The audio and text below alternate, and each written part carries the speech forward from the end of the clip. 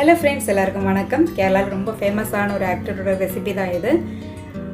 ரொம்ப யூடியூப்லலாம் ரொம்ப வைரலாக போயிட்டுருக்கேன். நம்மளும் செஞ்சு பார்ப்போம்னு சொல்லிட்டு ஒரு வாட்டி ட்ரை பண்ணது தான்.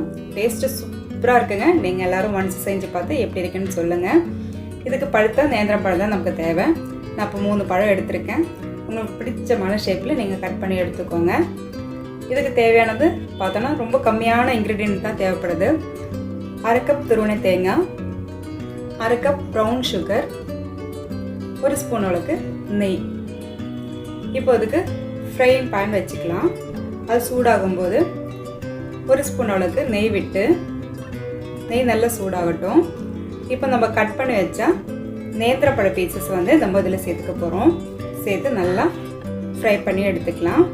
லைட்டாக கலர் சேஞ்ச் ஆகணும், அது வரைக்கும் நம்ம ஃப்ரை பண்ணிக்கலாம். இதில் சீக்ரெட்டான ஒரு இன்க்ரீடியன்ட் சேர்க்குறாங்க. அந்த சீக்ரெட்டை நான் சொல்லலை, நான் அதில் சேர்க்கவும் இல்லை இந்த ரெசிப்பியில்.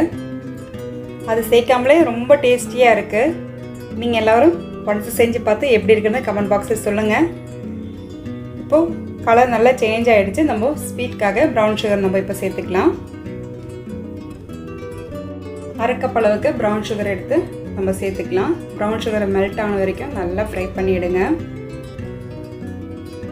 ஒரு ட்ரெடிஷ்னல் டேஸ்டியாக இருக்குது. இதுக்கு மேலே நம்ம ஐஸ்கிரீம் வச்சு சாப்பிடும்போது வாயில் வச்சதுமே கரைஞ்சி போகுதுங்க, அவ்வளோ டேஸ்டியாக இருந்தது. இப்போ ப்ரௌன் சுகரும் சேர்த்து நல்லா மெல்ட் ஆகிடுச்சு.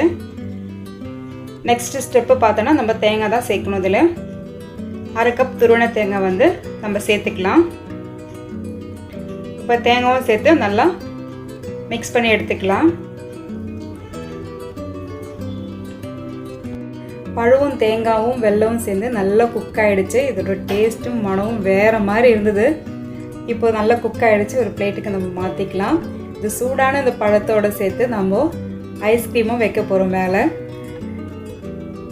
இது சாப்பிட்றதுக்கே ரொம்ப டேஸ்ட் நல்லா இருந்தது. இதுக்கு மேலே ஐஸ்கிரீம் வச்சோன்னா சொர்க்கங்க, அந்தளவுக்கு டேஸ்ட் சூப்பராக இருந்தது.